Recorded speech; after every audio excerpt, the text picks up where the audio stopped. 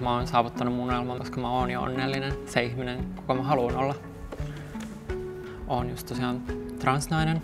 Jo 14-15-vuotiaana mä mietin just tätä, että seuraavassa elämässä sitten mä oon pitkähiuksinen ja teen sitä, mitä mä oikeasti haluan. Sitten se ajatus siitä jotenkin kypsy vuosien myötä ja sitten kun tajus tänne, että kuka mä oon, niin siitä tavallaan tuli sitten se, että ei tässä ole mitään niinku seuraavaa elämää tuloskaan, että tää on se elämä. Kaikilla niinku on niitä huonoja päiviä, niin silloin oikeasti tarvii niitä ihmisiä, jotka nostaa ylöspäin. Mun ystävät on ollut tosi upeita tässä matkan aikana. Ei kukaan ole niinku hylännyt mua eikä sanonut mitään pahaa, että kaikki on ollut, että me oikeasti rakastetaan sua ja ollaan sun tukena. Se on super tärkeää.